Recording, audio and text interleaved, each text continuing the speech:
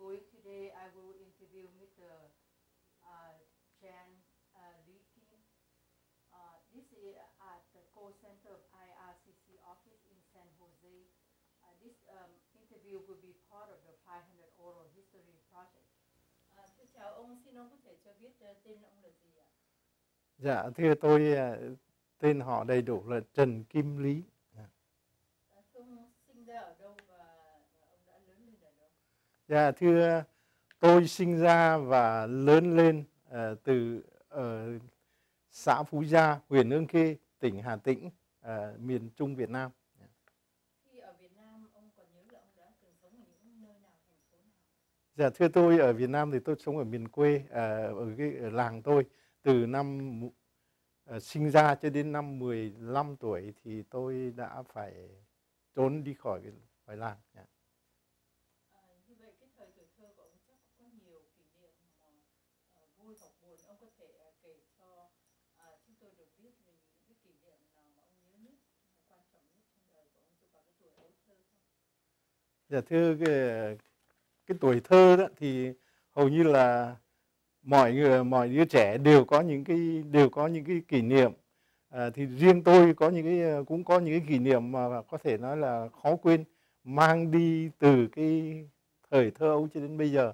Chẳng hạn như là cái thời tôi trải qua cái cuộc chiến tranh chống Pháp, thì những cái buổi mà chúng tôi phải đi, những cái ngày tháng, những cái năm tháng mà chúng tôi phải đi trốn máy bay, trốn một cái máy bay oanh tạc của Pháp, chui xuống hầm rồi bắt những con ếch, bắt những con ngồi chơi ở dưới hầm như vậy có khi 1-2 tiếng đồng hồ. Nếu mà bay còn quần thảo thì chúng tôi không dám lên.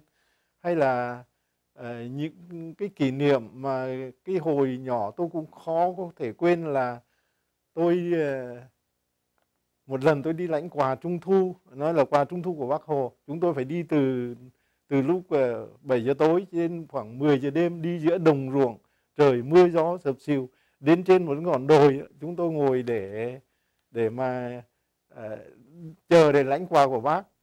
Thì đến đó ngồi chờ rồi cũng người ta đốt lửa trại rồi thì cũng nói hát hò tuyên truyền này các ấy. Tất cả mọi đứa trẻ thì chỉ mong làm sao để đánh được món quà của Bác là món gì. Thì sau đó từ 7 giờ tối cho đến 10 giờ rưỡi, còn gần 11 giờ thì trước khi mà giải tán á, thì họ phát chúng tôi mỗi đứa trẻ một cái sâu lạc luộc, tức là đậu phộng đó, khoảng chừng 10 củ lạc như vậy thôi. Thì anh em tất cả mọi người chứng hưởng là mang kiểu trẻ con nhưng nó rất thất vọng và lại lội bị bõm trở về. Thì đó là những cái hình ảnh mà chúng tôi đã được dạy dỗ, được tuyên truyền qua cái cách của cái thời thơ ấu. Hay là cái thời thơ ấu của tôi thì có nhiều cái kỷ niệm, chẳng hạn như cái kỷ niệm cái thời mà chúng tôi gia đình tôi bị quy về cải cách ruộng đất. Mặc dù tôi ở cái tuổi còn vị thành niên thôi nhưng mà cũng bị đấu tố, thì những cái đó khó có thể quên. Thì thưa ông có thể giải thích là ông gọi bác này là bác nào đấy thưa ông? Dạ thưa, cái tiếng Bác trong ngoặc kép tức là Bác này là tức là Hồ Chí Minh ạ. Dạ, vâng. Dạ. Và ông có nói là cải cách ruộng đất, ông có thể giải thích thêm cải cách ruộng đất là cái gì không ạ? Dạ thưa, về cái cuộc cải cách ruộng đất thì đã được báo chí và sách vở nói đó là một cái biến cố long trời lở đất ở miền Bắc Việt Nam. Thì qua những cái tài liệu và tôi cũng đã có viết lên quyển sách đó, thì dạ vâng, thì cái cuộc cải cách ruộng đất nó phát động từ năm 53 đến năm 56. Theo tài liệu chính thức của Cộng sản đó, là của miền Bắc thì có đến 172.000 người bị ra đấu tố và bị giết chết. Cái cuộc cải cách ruộng đất này nó ảnh hưởng trực tiếp đến gia đình của ông và bản thân ông như thế nào? Dạ thưa, về cái cuộc cải cách ruộng đất đối với gia đình tôi đó thì bố mẹ tôi bị quy là thành phần địa chủ. Tất cả tài sản bị tịch thu. Bố tôi bị kết án 20 năm khổ sai. Mẹ tôi bị đưa ra trói treo lên để tra khảo của. Và gia đình chúng tôi bị tịch thu tất cả không còn chỗ, không còn được đưa ra bất cứ một cái gì, dù là một đôi đũa ở trong nhà. Cho nên khi mà chúng tôi bị gia đình tôi cũng như những gia đình địa chủ khác đã bị bao vây và bị khống chế như thế, thì chúng tôi chỉ sống vào những cái năm tháng hãi hùng, và cũng may mà gia đình chúng tôi đã trốn thoát được sang Lào. Ông có thể kể về cái cuộc trốn thoát sang Lào của gia đình ông như thế nào không?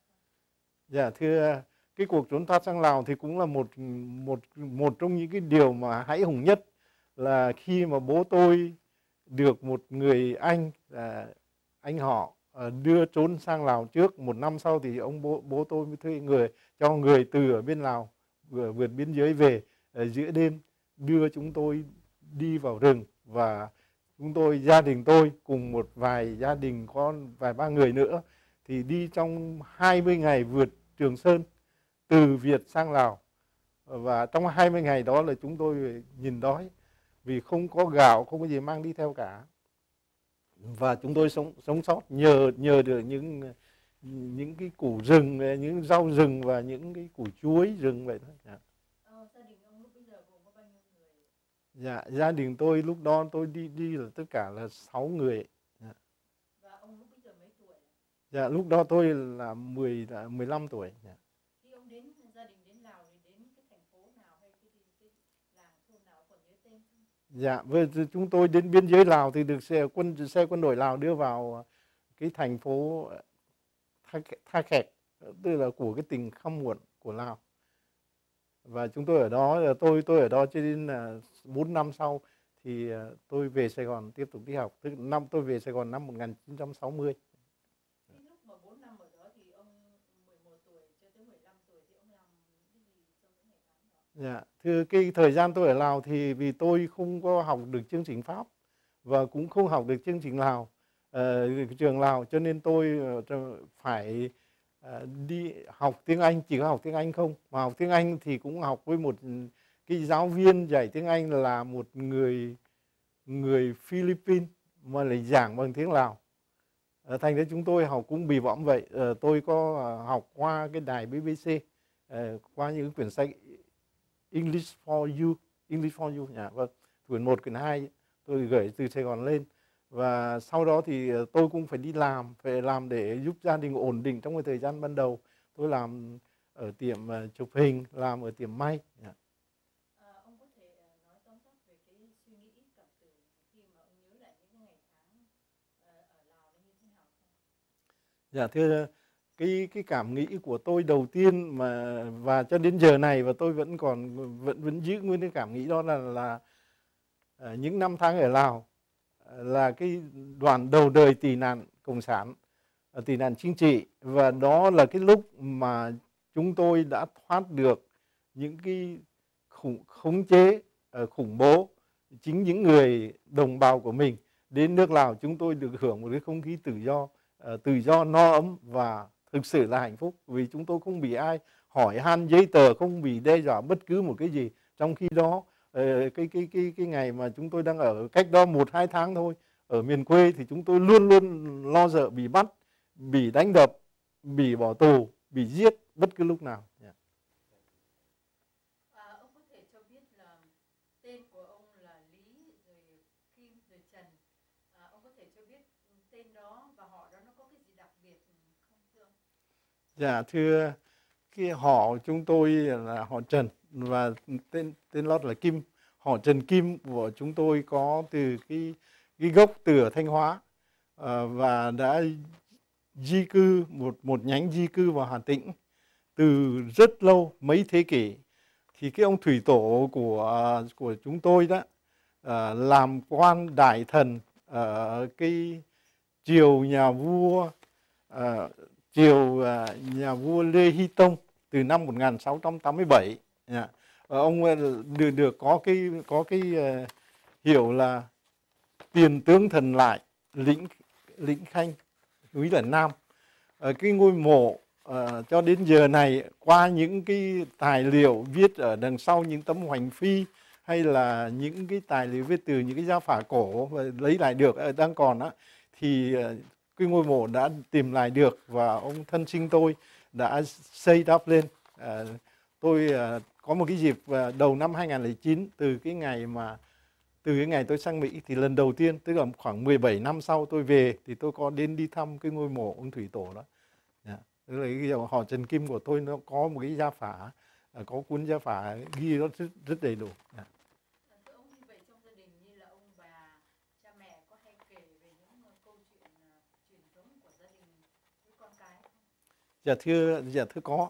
Gia đình thường thì ông cụ tôi ông kể rất nhiều, ông thân sinh tôi ông kể lại nhiều chuyện, những cái chuyện từ khi mà ông cố của tôi, tức là ông nội của bố tôi, rồi đến ông nội tôi, nhưng đã từng làm những cái công việc gì trong cái làng xã, hay là được có những cái bằng khen thưởng của triều đình Huế thế nào, thì ông cụ tôi có kể lại cho tôi nghe.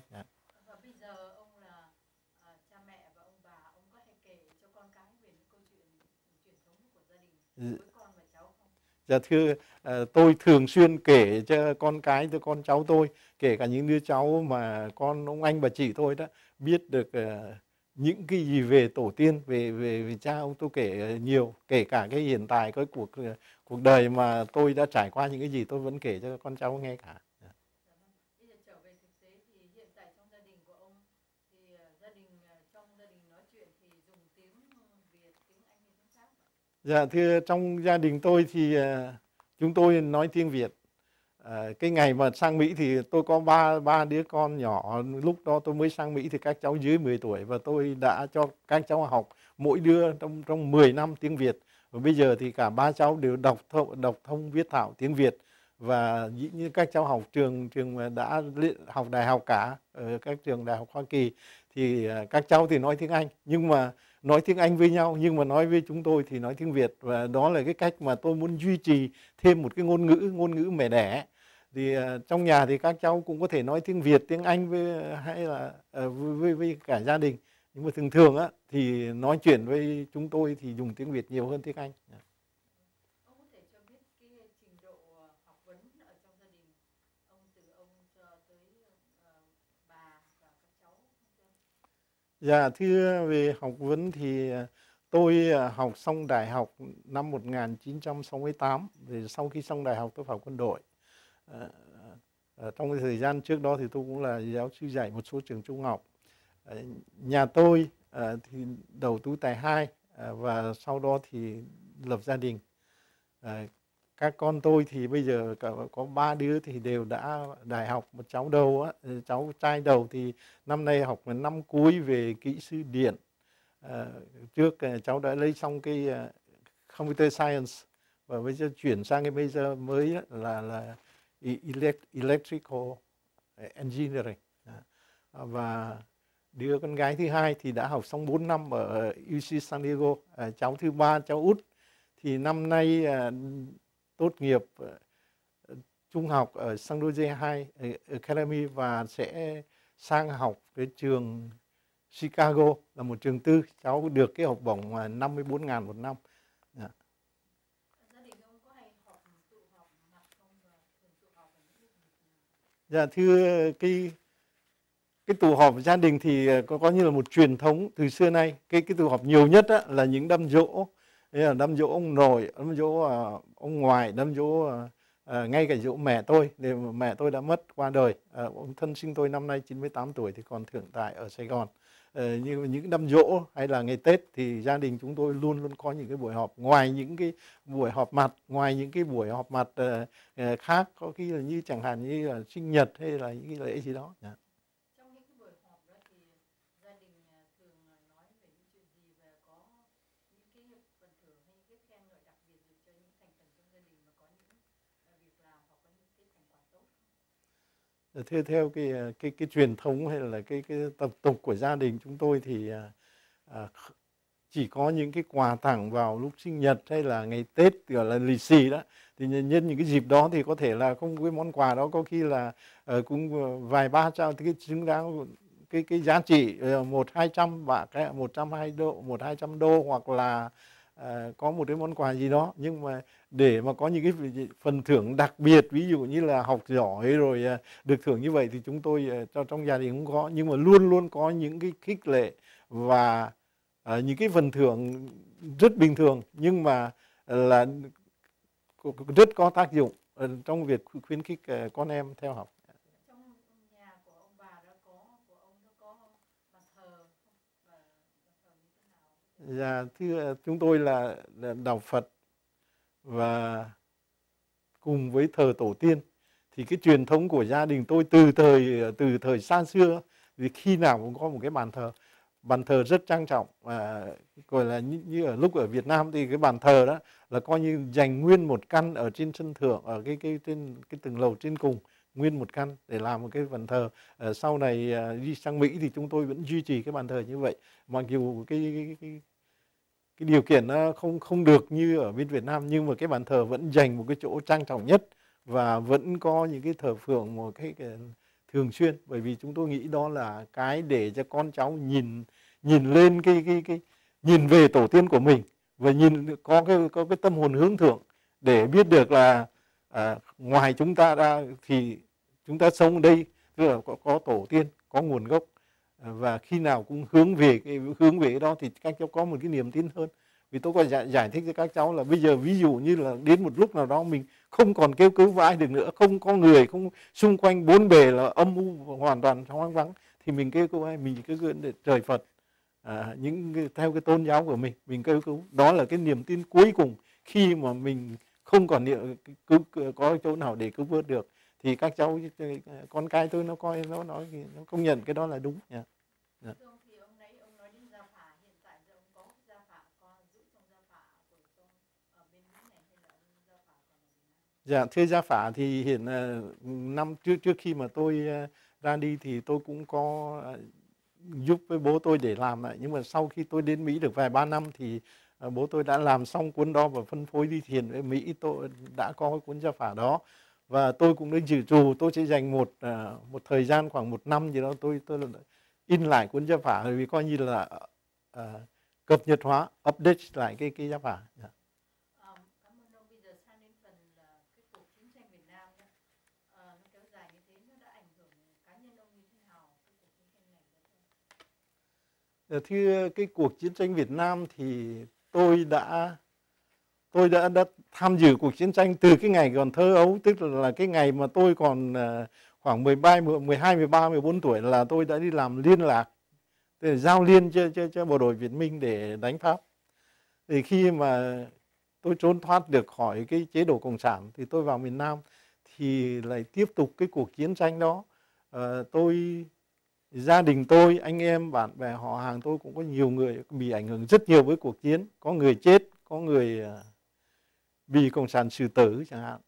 Thế thì riêng cá nhân tôi thì sau khi học hành xong thì tôi cũng đã vào quân đội. Và khi chiến tranh Việt Nam kết thúc thì tôi bị bắt đi tù cải tạo 8 năm, từ ở miền Nam ra miền Bắc. Và đó là một trong những cái gọi là biến cố, một trong những cái giai đoạn bi thảm nhất cuộc đời mà tôi đã gánh chịu trong 8 năm lưu đày từ Nam ra Bắc trong các trại cải tạo của Cộng sản. Ông nói là hồi nhỏ 11 tuổi ông đã phải chạy về nạn Cộng sản sang bên Lào, rồi sau đó lại có đi vào miền Nam, từ miền Trung vào miền Nam, rồi sau đó thì sang bên Mỹ. Như vậy ông nghĩ là tới bao nhiêu lần ông đã chạy nạn Cộng sản, thay đổi chỗ ở cũng như thay đổi cái cuộc đời gần như là mới hoàn toàn sau cái trận đấu.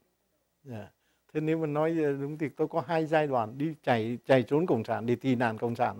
Giai đoạn thứ nhất là sau cuộc cải cách ruộng đất năm 1956, tôi gia đình tôi trốn sang Lào. Và giai đoạn thứ hai là tôi phải năm 1993, sau khi đi tù về, tôi đi sang Mỹ cùng với gia đình theo cái diện HO. Ông có thể kể cho chúng tôi biết cái thời ông ở trong nhà tù Cộng sản sau năm 1975 nó như thế nào không? Dạ thưa, cái giai đoạn hay là mà ở tù đó thì cũng có người 5-7 năm, có người 4-5 năm và có người cũng 18, 19, 20 năm. Thì nếu mà nói về tôi chỉ có thể nói một cách đại khái là hầu như tất cả các cái trại tù của Cộng sản thì chúng tôi, và không phải riêng cá nhân tôi mà có rất nhiều người đã gọi đó là cái địa ngục trần gian có thật. Vậy thì bây giờ nếu mà nói địa ngục thì chúng ta sẽ cảm thấy sẽ nói được hết tất cả những cái gì mà con người phải chịu đựng một cái khủng khiếp ngoài cái sức tưởng tượng của mình. Cho đến giờ đây tôi ngồi nói chuyện với quý vị hay là tôi nói chuyện với gia đình, nghĩa là trong suy nghĩ của tôi thì tôi vẫn không thể tưởng tượng làm sao tại sao mình đã chịu đựng được và mình đã sống sót được để mình trở về. Ông có thể kể là đúng ngày 30 tháng 4 năm 1975 ông đang ở đâu và làm gì? Thế ngày 30 tháng 4 75 thì tôi ở Sài Gòn, tôi ở nhà. Sau khi mà trước 75 thì tôi không có ý định di tản, tôi có ý định ra đi. Cho đến ngày 29 thì tôi rời cơ quan và tôi trở về nhà. Thì lúc đó là chờ đợi đến ngày 30 tháng 4 75, sau khi nghe tuyên bố đầu hàng thì tôi chở cả gia đình đi tránh nạn. Tôi không dám ở nhà vì sợ đặc công cộng sản sẽ đến lùng bắt, cho nên tôi chở gia đình đi sang một cái chỗ ở khác. Đến ngày 1 tháng 5 tôi trở về Sài Gòn thì trước cái nhà tôi nó đã vẽ một cái lá cờ mặt trận giải phóng Việt Nam trên bức tường lớn, rất lớn, bằng lá cờ thật. Rồi tôi bước vào nhà thì tôi đã có ý định là tôi sẽ tự tử, nhưng mà tôi không làm được bởi vì cái khung cảnh gia đình không cho phép tôi để thực hiện ý định đó. Cho nên là 8 ngày sau thì cộng sản đến nhà bắt tôi đi trình diện. Trình diện họ giữ trong một ngày và trong một ngày thì họ cho về và cấm không được đi ra khỏi địa phương. Cho đến ngày tôi đi trình diện vào tù cải tạo. Khi ông nói đi tù trình diện, ông có thể nói rõ không, tại sao ông đi trình diện và ông đi trình diện như thế nào? Thưa, trình diện thì đây là một cái lối bắt của cộng sản rất tinh vi. Vì khi mà tất cả những sĩ quan từ cấp tướng cho đến viên chức, cho đến sĩ quan từ cấp úy đến cấp tướng, cho đến các viên chức của chế độ mà thua trận ở miền Nam đó, thì khi cộng sản vào họ không nói gì cả, họ cứ để yên như vậy mà. Cho đến một lúc đến tháng 6 họ trình diện từng cái cơ quan một, chẳng hạn như cơ quan tôi làm việc ở phủ tổng thống, tôi làm việc ở bên phủ tổng thống thì họ cũng tập trung tất cả những người ở phủ tổng thống đến tập họp ở một cái chỗ nào đó, họ lấy danh sách xong rồi thì họ cũng bảo về đi, không có gì cả.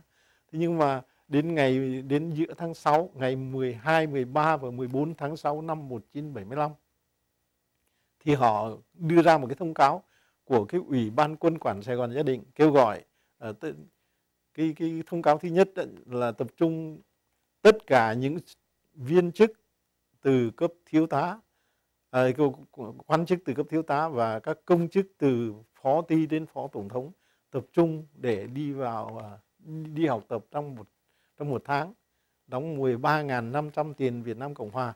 Thì khi tất cả mọi người thì cũng cứ nghĩ là mình đi học tập một tháng. Nhưng mà cũng có một số thì không có tin, họ cứ đi thì đi thôi chứ biết một tháng là bao nhiêu cả. Thì trong cái số những cái người đó là tôi không có tin là đi một tháng. Nhưng mà chúng tôi đã phải đến trình diện bởi vì mình không còn cách nào.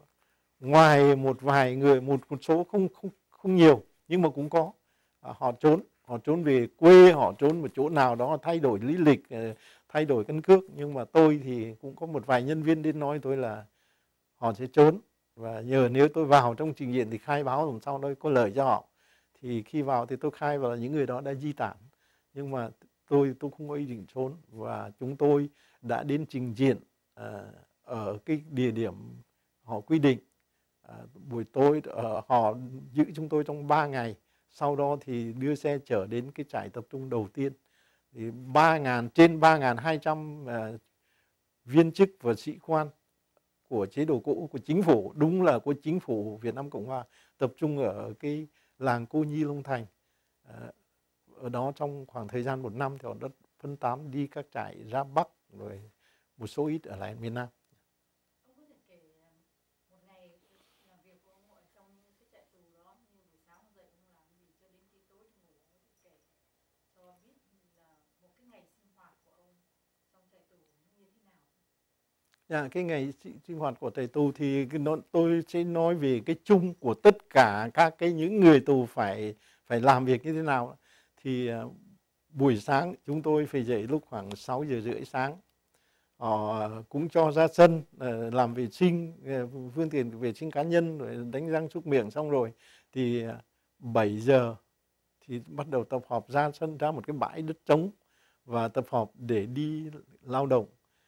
Thì lao động đó thì cũng có nhiều hình thức lắm, cũng có nhiều, có người đi cày, đi cuốc, có người đào đất, đào xới, có những cái đội thì phải đi lặn xuống ở dưới những cái hồ, cái ao để vớt bùn. Mặc dù là mùa đông, mùa đông nước đến ngực, nhưng mà vẫn phải làm như vậy, vớt nước lên, vớt bùn lên, bỏ lên bờ, xong rồi bùn trôi xuống, ngày hôm sau cứ làm như vậy, làm hết tuần này tuần lễ kia. Thì đó là một hình thức lao động trả thù, họ hành hạ mình, cho nên như thế. Chứ là làm xong trong 4 tiếng đồng hồ thì là được trở về, nhưng mà trong 4 tiếng đó là họ đặt chỉ tiêu mình phải làm cái gì đó, chứ không phải là để cho mình có sức bao nhiêu làm bấy nhiêu. Nên có những người mà làm việc không đủ sức, không đủ cái tiêu chuẩn họ đặt ra đó, thì họ sẽ bớt phần ăn. Thay vì mỗi bữa ăn được 3 lưng chén cơm thì chỉ còn hai chén thôi, họ bớt đi. Và những người nào mà làm giỏi hơn thì họ cho thêm một chén cơm, tức là lấy cái phần người kia cho người nọ. Rồi có những có những người là không làm được, họ cho là chống đối lao động, họ bắt vào, họ cùng trong xà lim, trong phòng tối. Tôi thì cũng đã bị mấy tháng là bị bớt phần ăn lại, tức là thay vì ăn 3 chén cơm được ăn 2 chén, vì tôi cũng đủ sức lao động nhiều và tôi cũng không chủ trương để làm hết sức mình.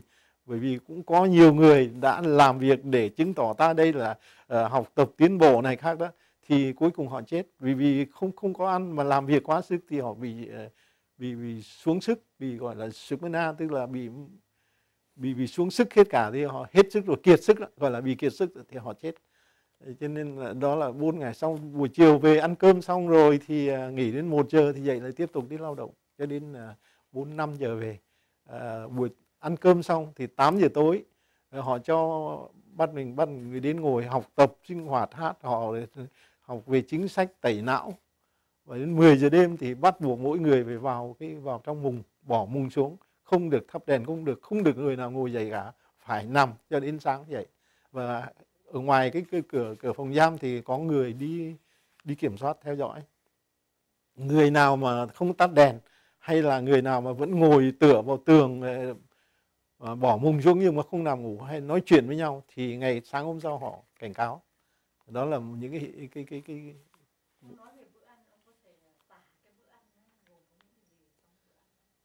thưa, bữa ăn đối với bữa ăn của tù cộng sản thì rất đơn giản. Mỗi người có cơm, thì cũng thỉnh thoảng thì có 1-2-3 tháng thì phải ăn liên tục là ăn bo hay là ăn khoai mì. Khoai mì thì mỗi người chỉ được 4 mẩu khoai mì cỡ dài như này, lớn hơn ngón chân cái thôi, 4-5 mẩu như vậy, ăn đủ để lót lồng. Và khi thức gọi là thức ăn với thức mặn đi theo thì thường có được một chén rau hay là một chén canh, nấu chén canh luộc với nước muối. Và có những lúc họ cũng cho những cái đĩa gọi là mắm nêm, hay nhưng mà nó đen như là cái nước múc từ ống cống lên đó. Nhìn thấy gớm lắm, không nhiều người không dám ăn, không dám ăn những thứ đó, bởi vừa tanh vừa nhìn thấy cái màu là sợ. Rồi cũng có những lúc thì họ cho ăn khoai mì, nhưng mà khoai mì lại không lột vỏ, họ chỉ rửa đi thôi, để nguyên cái vỏ đỏ như vậy, thành khi nấu lên thì bầm tím đen, người ta ăn vào cái đó là vì cái vỏ khoai mì là có rất nhiều chất độc, nên nhiều người không dám ăn. Và cũng đã có những cái trường hợp đó, chúng tôi đã phải biểu tình tuyệt thực luôn cả một ngày, luôn một ngày không ăn một miếng nào cả, với yêu cầu cái ban giám thị phải giải quyết. Thì họ cũng vào, họ cũng hứa là sẽ không có làm như vậy, thì ngày hôm sau được ăn sắn mà có lột vỏ, lột lên. Thì cái bữa ăn thì rất đơn giản như vậy, không có gì cả. Có thể nói là chúng tôi sống, như tất cả những người tù sống sót được giờ không hiểu bằng cái sức nào. Chứ còn mà nói nếu mà ăn uống như vậy thì không phải ăn để mà sống, mà trong khi đó lại phải đi lao động rất nặng nhọc, lao động nặng nhọc lắm. Dạ, thưa, tất cả những người ốm bệnh thì đều được đưa, nếu bệnh nặng thì đưa lên trạm xá.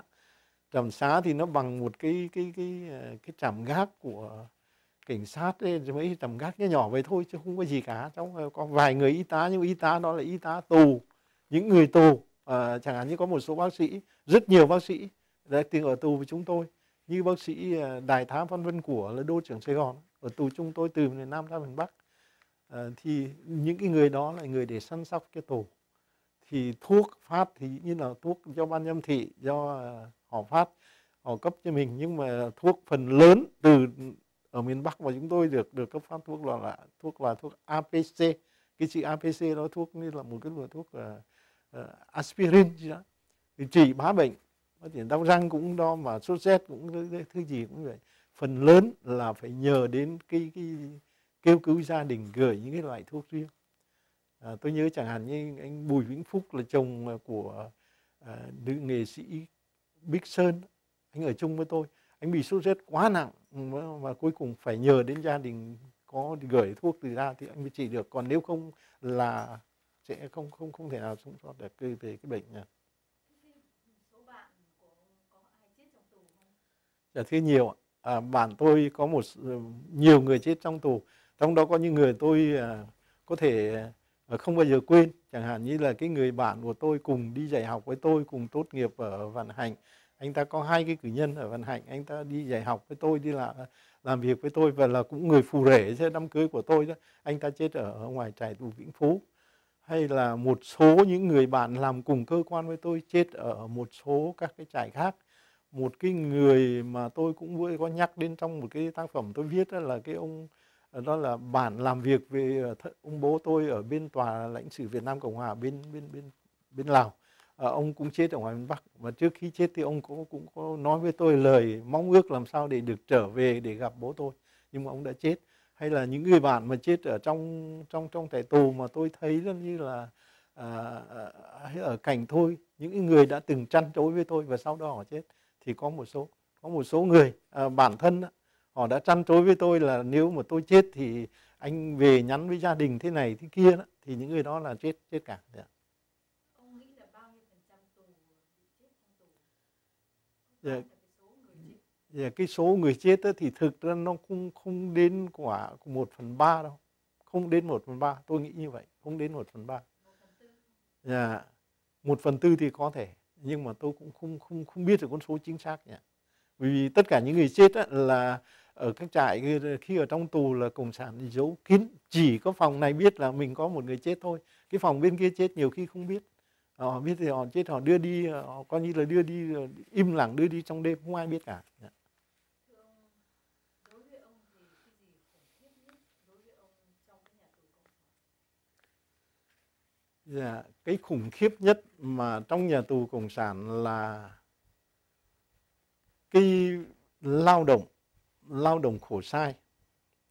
Nhưng mà một trong những cái kỷ niệm khủng khiếp nhất của tôi mà tôi cũng đã viết thành sách vở đó là những cái chuyến di chuyển, nhất là cái chuyến tàu mà đưa từ Tân Cảng xa lộ Sài Gòn đi ra Hải Phòng.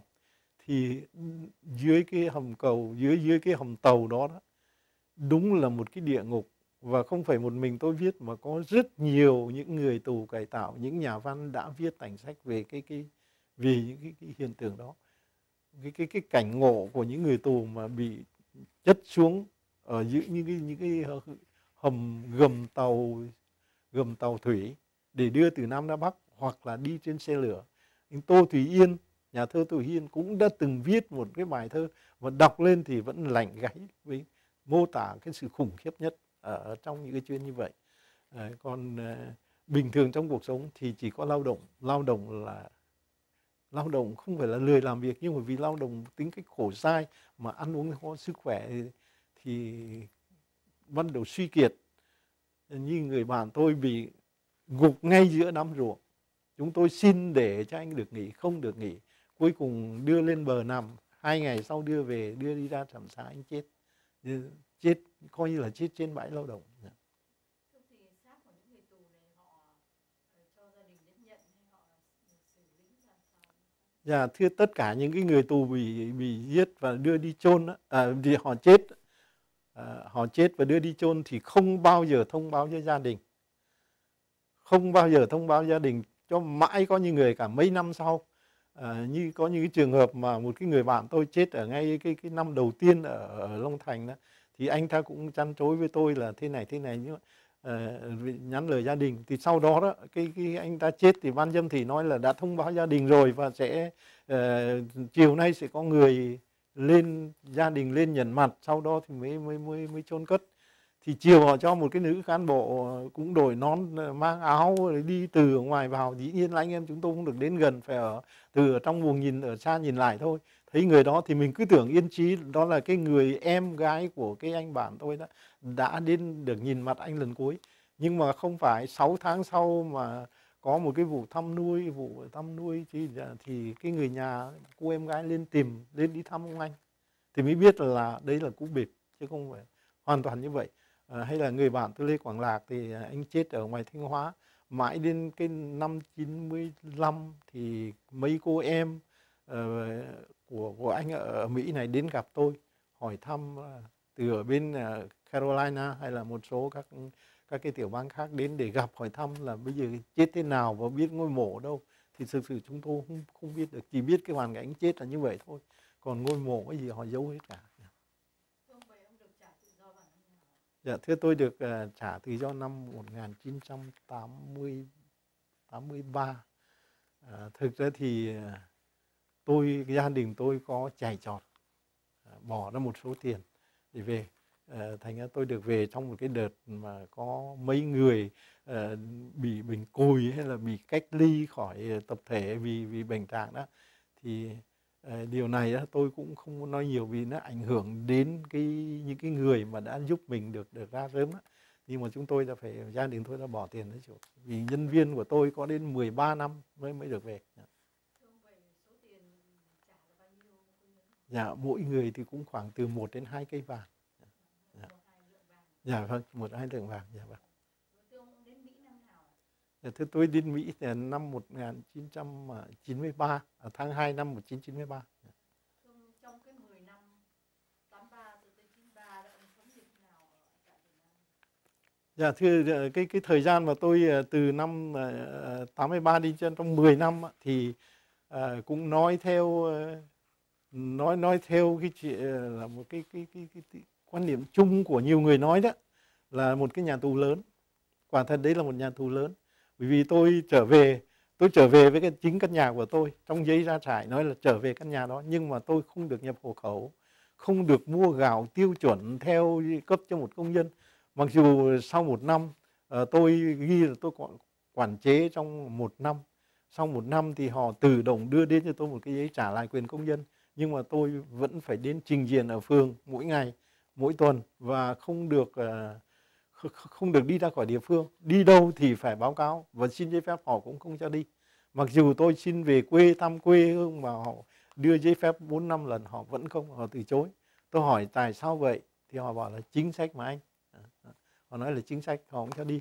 Và gần như là chúng tôi cũng bị theo dõi từng cử chỉ, từng lời nói, và một hình thức ở tù vậy thôi. Yeah.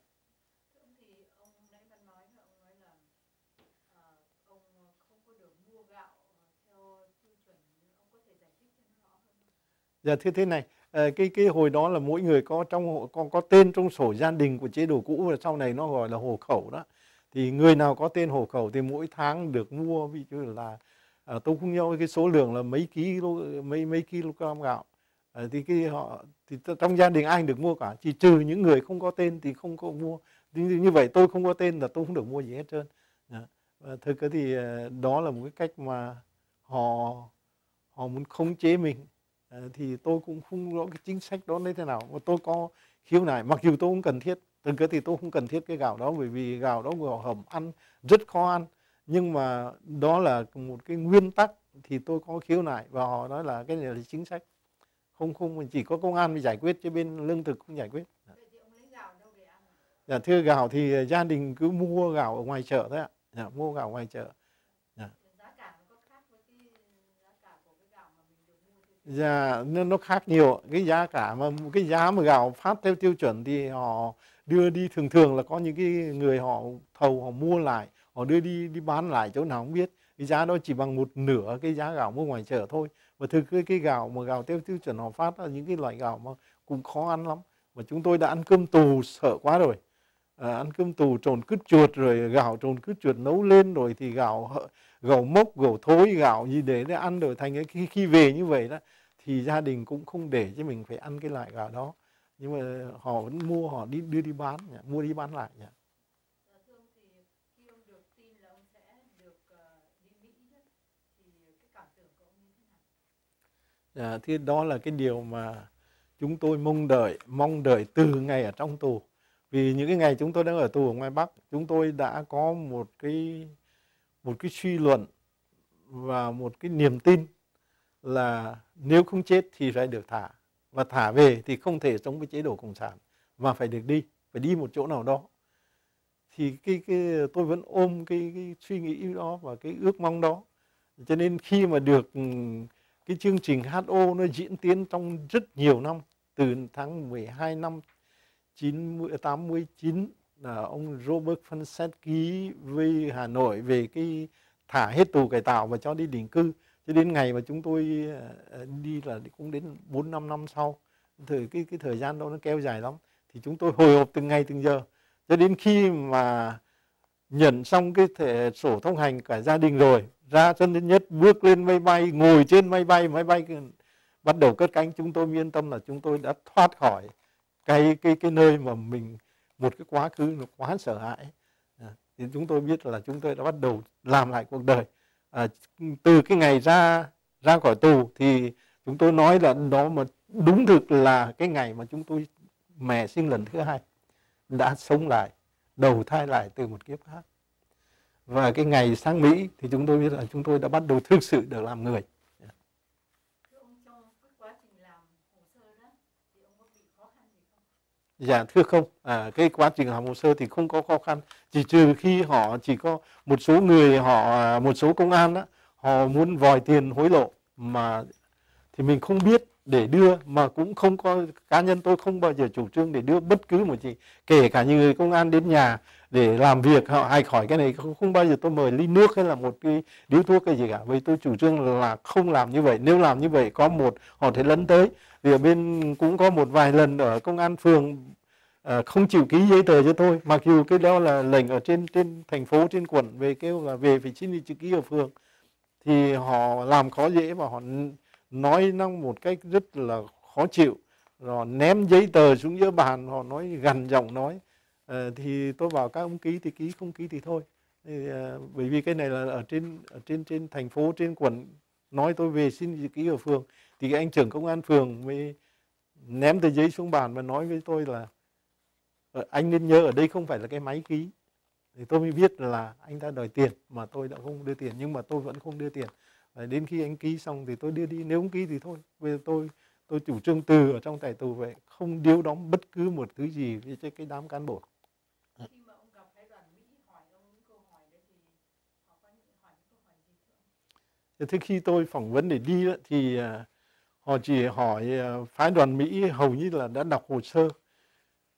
Nhất là tôi đã cái năm mà tôi được 83 tôi trở về, tôi được thả khỏi trại tù thì về Sài Gòn năm 85 là tôi đã, sau khi tôi làm đơn tôi gửi đi sang bên Bangkok cho tòa lãnh sự Mỹ đó, thì tôi đã nhận được một cái tờ loi, tờ giấy của chính phủ Mỹ qua Liên Hợp Quốc, yêu cầu chính quyền Việt Nam cho gia đình tôi được xuất cảnh, được sang Bangkok để làm thủ tục định cư ở Mỹ.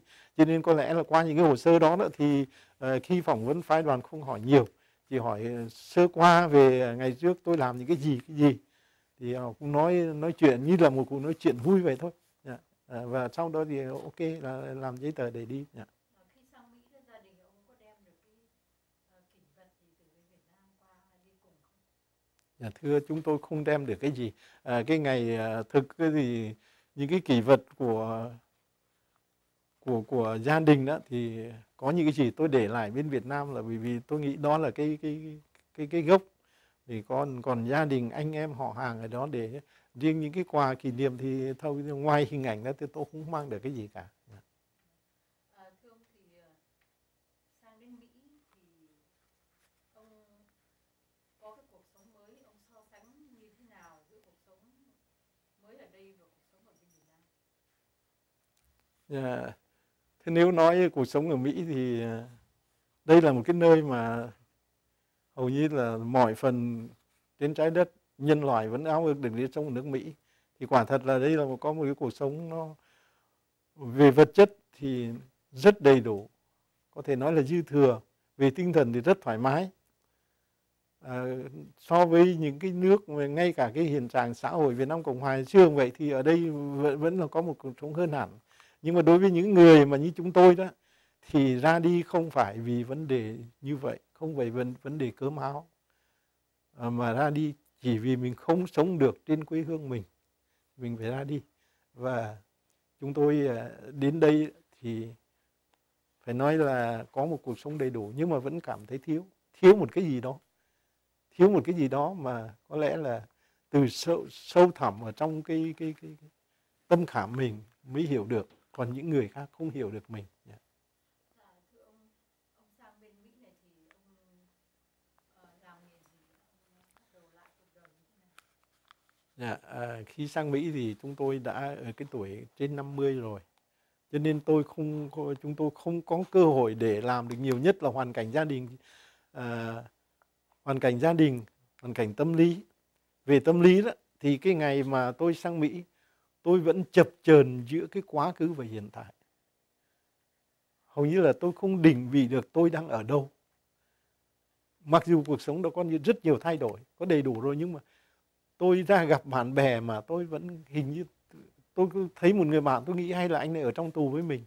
Những người bạn học cũ ở đại học ngày xưa chẳng hạn, gặp nhau ở trên San Francisco thì tôi bắt đầu nhờ mấy anh đó, anh bắt đầu lôi tôi dần để thoát khỏi cái ám ảnh của quá khứ. Và về hoàn cảnh gia đình đó thì tôi lập gia đình từ năm 73, tháng 12 năm 72 đúng hơn. Và đến năm 85 thì tôi đi tù về mới sanh con đầu lòng. Nghĩa là 13 năm sau kể từ ngày vợ chồng tôi lập gia đình chúng tôi mới có con. Sang Mỹ thì các cháu còn nhỏ, và cái trách nhiệm của chúng tôi là phải làm, không phải mình đi cho mình mà lúc đó mình nghĩ đến con cái mình. Cho nên chúng tôi đã làm tất cả mọi việc gì để cho lo cho con cái. Thì tôi làm được rất nhiều công việc, chẳng hạn như bất cứ việc gì tôi làm được. Tôi có một thời gian đầu thì tôi đi làm mỏ rồi là ship báo cho cái tờ Mercury News, tờ báo của Mỹ đó, làm ở warehouse, làm từ buổi tối, từ 8 giờ tối đến 1-2 giờ sáng. Rồi sau đó tôi đi làm hãng điện tử. Đến năm 2003 thì tôi bị lay off, và lúc đó thì tôi trở về làm báo chính thức. Tôi bắt đầu làm báo về chủ trương nhà xuất bản cho đến hôm nay. Thế ông cũng có viết sách khá nhiều, cho đến hôm nay ông đã xuất bản được bao nhiêu cuốn sách? Dạ thưa, sang Mỹ thì tôi đã xuất bản được 3 tập thơ và 1 tập biên khảo, và mới đây là tôi thêm 1 tập văn. Tôi còn mấy quyển nữa nhưng mà chưa có đủ điều kiện, chưa đủ tài chính để in, thành ra tôi còn để đó. Dạ. Thưa ông thì ông nghĩ rằng người Việt Nam, người Mỹ gốc Việt của chúng ta có nên giữ lại cái truyền thống Việt Nam trong người Mỹ của mình không? Dạ thưa, theo tôi thì đó là một điều rất cần thiết, bởi vì mình là người Mỹ, mình sống theo nếp sống Mỹ, nhưng mà con người mình vẫn là con người Việt Nam. Và chúng tôi chủ trương là mỗi con người đều có cái nguồn gốc, cội nguồn của mình, thì mình phải giữ lại được cái truyền thống đó để duy trì cái bản sắc của một dân tộc mà mình là một thành viên. Điều đó chúng tôi đã cố gắng thực hiện, và đã vì thế mà con cái tôi 3 đứa nhỏ, mặc dù sang đây mới có đứa mới có mấy tháng tuổi, là một năm 3 tuổi thôi, nhưng mà các cháu đều đọc thông viết thạo tiếng Việt. Ông muốn nói gì với tuổi trẻ người Mỹ gốc Việt? Dạ thưa, đối với người Mỹ gốc Việt á, thì tuổi trẻ đây rất thành công, và đây là một cái tiềm năng rất lớn cho đất nước quê hương sau này. Tuổi trẻ thành công ở nhiều lĩnh vực, và theo tôi á, thì tôi có một cái ước mong là tất cả những cái tuổi trẻ Việt Nam, thứ nhất là giữ lấy cái bản sắc tinh thần Việt Nam, dân tộc Việt Nam. Thứ hai là bất cứ có cơ hội nào, ví dụ sau này khi mà không còn chủ nghĩa cộng sản nữa, không còn cái chế độ cộng sản trên đất nước Việt Nam nữa, thì hãy trở về đưa tài năng, năng lực, của cải để giúp xây dựng lại đất nước. Vì cái xã hội Việt Nam bây giờ nó tan hoang lắm rồi. Câu hỏi cuối cùng cho ông là ông nghĩ gì về chính sách của người Mỹ đối với Việt Nam trong thời chiến tranh? Thưa quý vị là thế này. Cách đây mấy năm thì có một sinh viên ở Đại học Berkeley cũng làm một cái luận án ra trường về sử học, thì cũng có đến phỏng vấn tôi cũng có trình bày về cái quan điểm của tôi là tôi không đồng ý với cái chính sách của Hoa Kỳ trong cuộc chiến tranh Việt Nam. Nếu không nói là có những phần nào đó đáng lên án. Đối với nhưng mà mới đây nữa đó, thì cho đến ngày hôm qua, hôm trước đây, qua những cái tài liệu, những cái hồ sơ mà được phía Hoa Kỳ giải mật, bạch hóa cho công luận xem đó, thì thực ra thì tôi cảm thấy là đau buồn nhiều, là bởi vì chúng tôi đã chiến đấu bằng tất cả niềm tin vào cái người bạn Hoa Kỳ. Nhưng mà chính sách của Hoa Kỳ trong cuộc chiến tranh Việt Nam là một chính sách có quá nhiều sai lầm. Mặc dù cái mục đích của cái chính phủ và Hoa Kỳ khi mà đưa quân sang để giúp đỡ miền Nam Việt Nam bảo vệ cái sự toàn vẹn và trước cái sự thôn tính của Cộng sản đó, thì cái chính sách đó rất đúng, rất là chính nghĩa và rất đáng trân trọng. Nhưng mà khi thi hành cái chính sách đó thì người Mỹ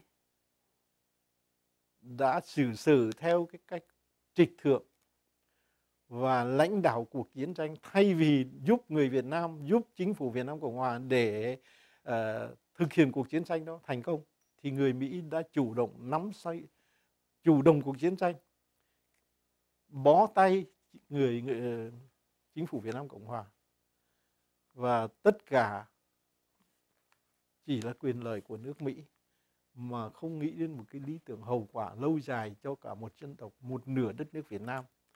Cho nên nó đã đưa đến cái hậu quả của cái 30 tháng 4 75. Và cho đến hôm nay, ngày hôm qua, tôi đã đọc thêm một số những cái hồ sơ giải mật, thì tôi thấy cái đó là một cái toan tính của chính phủ Mỹ. Thì bây giờ này, đối với những người thất trận như Việt Nam Cộng Hòa, như chúng tôi, thì đó chỉ là một cái sự hỡi ôi, đau đớn, không thể nói gì hơn được. Ông nghĩ gì về cái sự trở về Việt Nam, trở lại của Mỹ hôm nay? Thưa, cái chính sách của Hoa Kỳ sau cuộc chiến tranh Việt Nam là tiếp nối cái chính sách đó từ trước cuộc chiến tranh Việt Nam. Từ cái thời ông Kissinger đi sang gặp Mao Trạch Đông, từ gặp Lê Đức Thọ, cho đến sau khi chiến tranh Việt Nam chấm dứt, ông Tổng thống Jimmy Carter đã làm những cái gì, đến các đời Tổng thống sau này, thì đó vẫn là một chính sách liên tục. Chính phủ ngày nay người Mỹ trở về Việt Nam, đó là tiếp nối những cái chính sách mà Hoa Kỳ đã đặt ra từ trước đây, tức là nắm toàn bộ nước Việt Nam, thay vì nắm một nửa, phải chi phí tốn kém sức người sức của thế này, bây giờ phải nắm cả toàn bộ nước Việt Nam. Thì Hoa Kỳ đang tiến dần đến nắm tất cả nước Việt Nam từ Bắc chí Nam, và họ đã giải quyết được cái việc là không mất người mất của nữa, nhưng mà vẫn nắm được Việt Nam. Thì cái chính sách đó vẫn là cái chính sách quyền lợi nước Mỹ trước tiên. Thì đối với bây giờ tôi là một công dân Mỹ, thì đó là một cái chính sách chính đáng. Nhưng mà chỉ đau buồn cho những cái nạn nhân của cái chính sách đó. Cảm ơn ông rất nhiều. Dạ, thế xin thưa quý vị. Dạ.